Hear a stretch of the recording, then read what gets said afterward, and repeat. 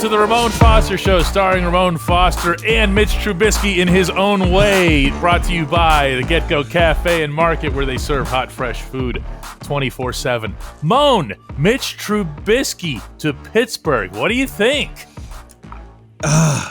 You gotta. He's speechless. Look, everybody, it's his own show. He's speechless because I don't wanna say the wrong things too quick about a decision that was made right before. No. We want raw. We want raw. Let's have it.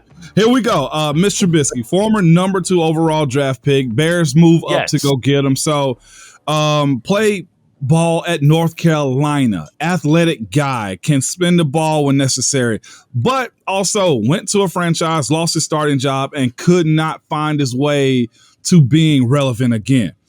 Everything we've heard this offseason is the fact that he's gone to Buffalo. He's been a great locker room guy. He's been a guy that's done really well with that team. When given the opportunity, he played all right. So, you know how I feel about first rounders in this league. They're always going to get opportunities. And when you're top 5 pick, top 3 pick, top 2 pick, when we're talking about Mr. Trubisky, we're speaking of the idea that most people are going to look and say he has some talent. He has the wherewithal to actually get it done.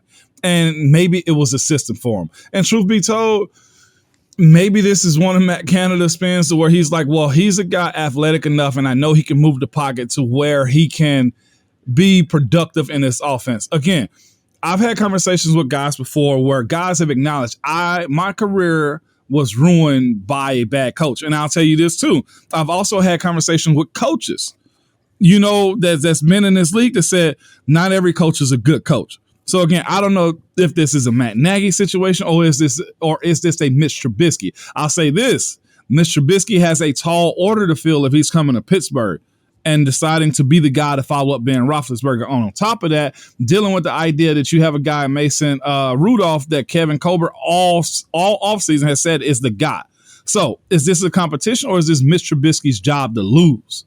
Well, let's talk about that, because that to me is the thing that jumps out from this scenario more than anything. I don't see how the Steelers can say what they've said about Rudolph. And I understand they say he's the guy, but he was also the only one under contract. Okay. Of course. So you can qualify that a lot of different ways here.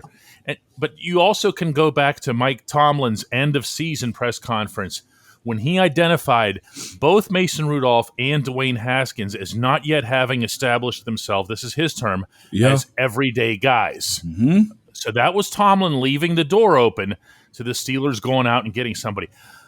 However, I don't see how they can paint this as anything other than a competition. Mm-hmm. When I say competition, I'm talking about a 3-way competition. Yeah. Because they also included Dwayne Haskins in the competition terms whenever they talked about him and Mason. Mm-hmm. So how do you set that up? What do you do? I got it. Well, it's this. We know that the contract is a 2-year deal.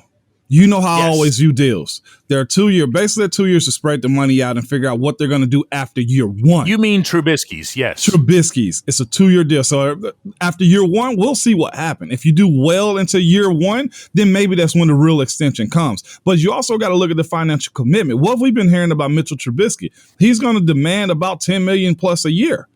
So if we get the numbers to this deal and see what the monetary commitment is, that's where we're going to see, okay, is this really his job to lose? And that's where I'm at with the decision to sign him right now. And the other part is this. Look at the 2 quarterbacks that are on roster right now.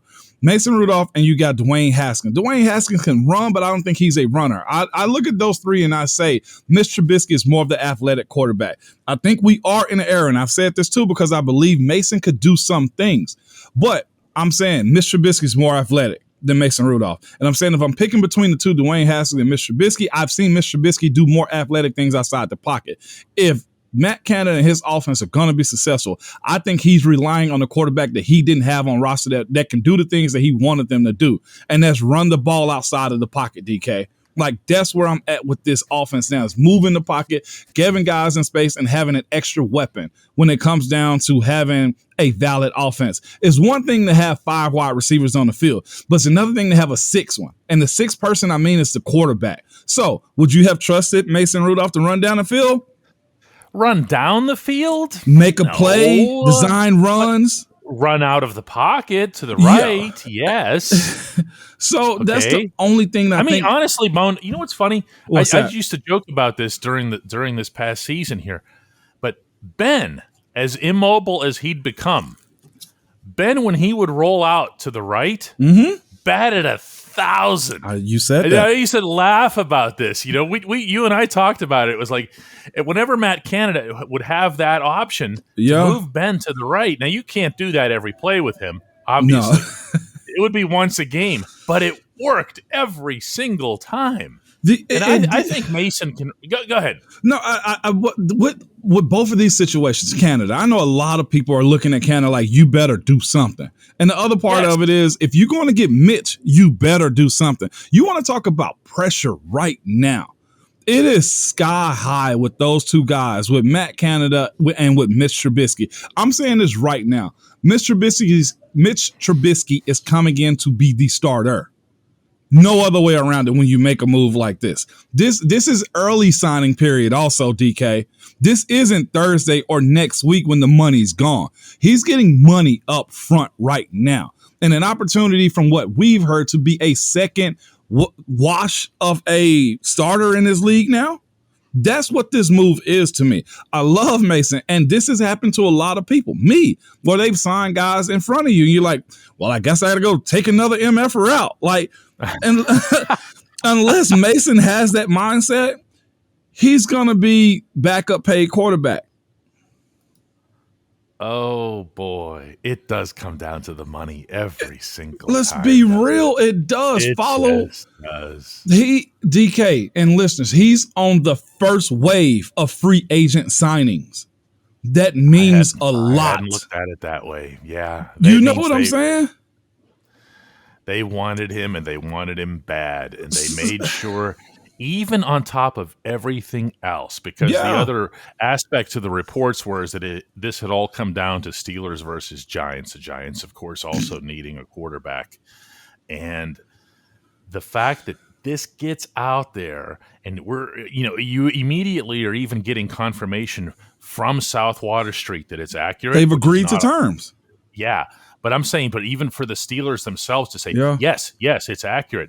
And this is all happening well before the 4:00 hour, which, by the way, hang on a second. What about this legal tampering period here, Moan? What's happening?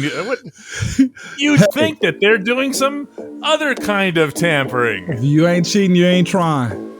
I see how it goes. This topic's too big to limit to one segment, so when we come back, we're going to talk a little bit more about the Steelers at quarterback.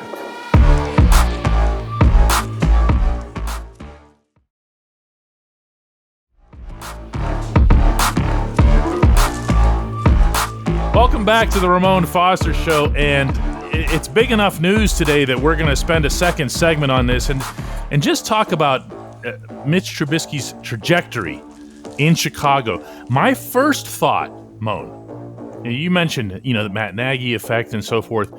I just think of Chicago as a place where quarterbacks go to die. Okay, they haven't had who have they had at the position since Jim McMahon, for God's sake, since the shuffle from 100 years ago. I'm with you. Okay, they've paid money. They've brought big names in, and it's never, ever happened there.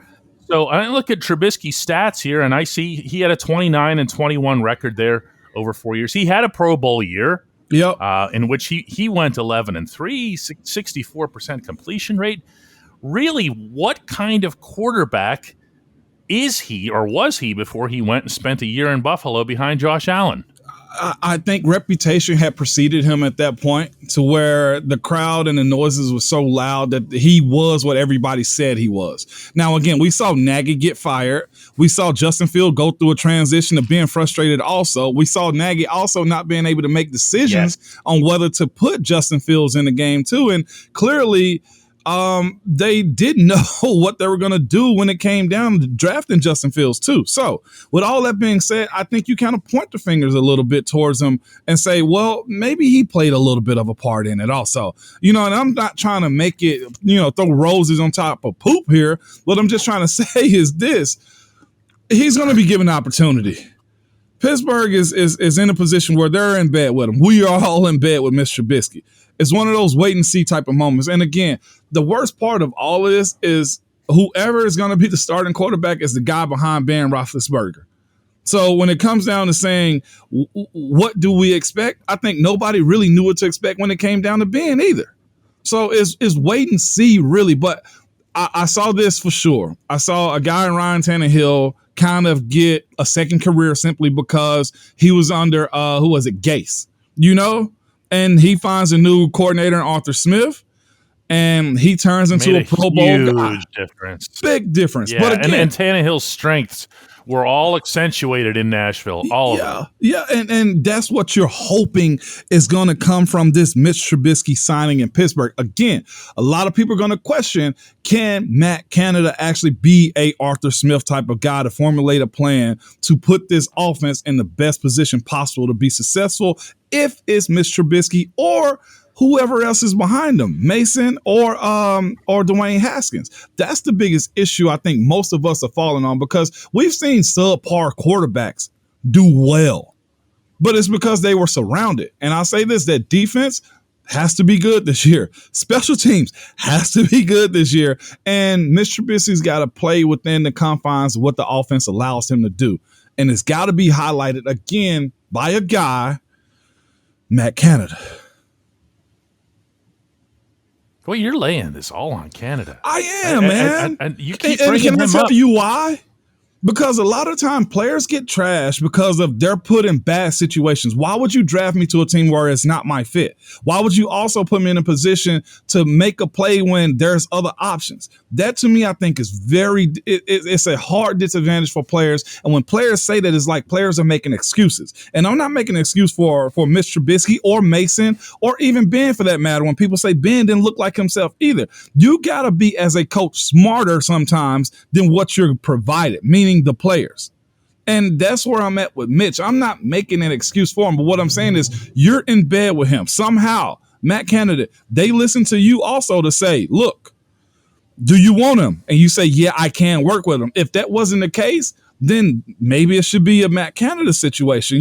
That's why I'm not about to just bash him. If he's on another team, I'm like, okay, we'll see what he's going to do. But there's been high praise coming from him out of Buffalo at this point right now.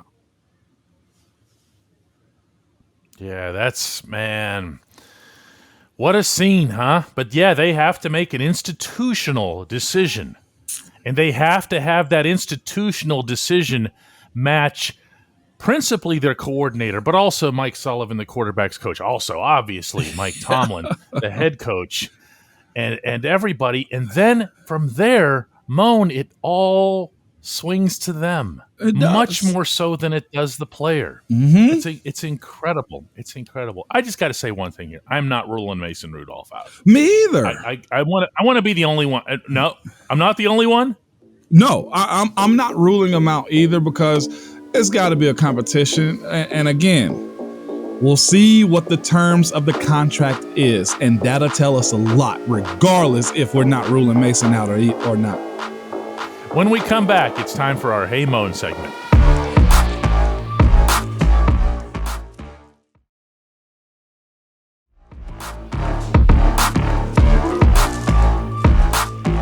Welcome back to the Ramon Foster Show. It's time for our Hey Mon segment. We got a very special Hey Mon today. It's a Hey Mon from a certain Tyler Matakevich in Buffalo, New York, up there in the Orchard Park region. And what does Dirty Red have to say to us today? Man, he said, so I asked the question, what better intel can you get? It's from somebody that's been close to him, right? And I asked him the questions like, how did you feel about Mitch? And this is his comments from it, and it was very high praise from him. And again, you're talking about peer to peer. He was like, there wasn't a doubt if something happened to Josh and he came in, I felt like we would still win, no doubt. He was like, but he's the guy that you want at that position. That's pretty much how he broke it down for me as far as like, look, he's not Josh because Josh is very doggone special, right? But there wasn't Josh Allen is special, Josh Allen. Yeah, that's my bad. Josh Allen, not the defensive end in Jacksonville, but the quarterback in Buffalo. But he was just saying in general, there wasn't a doubt that he can go in and finish out and win games. So with that being said, they must have seen something, or a change of environment got them to the point to where they felt comfortable enough to where he could run that offense. Now, again, I go back to that point again. You got to put him in an offense that he can win in too, DK. But with that, from a player, I think that gives a good response to say, hey, you'll be okay with Mitch. Yeah, every report, Moan, out of Buffalo was that in addition to being someone that they saw as being capable of running the Bills' offense, was that he was the ultimate good soldier. He didn't go up there and pout over having lost his opportunity in Chicago, over having been downgraded. He was no longer one of the NFL's 32 starters. He wasn't a number 2 overall pick who was the dreaded bust or anything like that. He went up there and committed himself completely to what Buffalo was doing in an attempt to get to the Super Bowl, and really made a strong impression on a lot of people. So with that being said, too, it's two things that you got to look at. Well, I don't even want to put a number on, but let's just say this. Pittsburgh has the luxury of having young wide receivers, have money to will and deal in free agency this year. You got a Pro Bowl running back. Okay, you got one of the best young tight ends in the league right now. You have weapons on offense to do something. Now, it comes down to those guys growing together, being pros enough, and honestly being mature enough to handle this transition, and honestly keeping the chatter that comes from guys like me and you and everybody else about how they're progressing as a team, as an offense. If they can do that, I think almost any young quarterback in this league would love just the template of what's given. Now, if Mitch comes in and does well enough, I think you can say, okay, we'll revisit and do an extension the year after. It's not going to be Ben, people, like that's the other point that we have to come to realization about is it's not going to be 7. Let's wash that out of our memories for a little while and let Ben retire and enjoy that and watch what's in front of us right now. Mitch Trubisky, Mason Rudolph, and Dwayne Haskins duking it out. What a summer it's going to be around here, huh? I don't mean to overstate, it's not like they brought in, prime time Peyton Manning and John Elway and whatever, but it's going to be fun. It's going to be fun, that's for sure. Moan, let's do it again tomorrow. Again.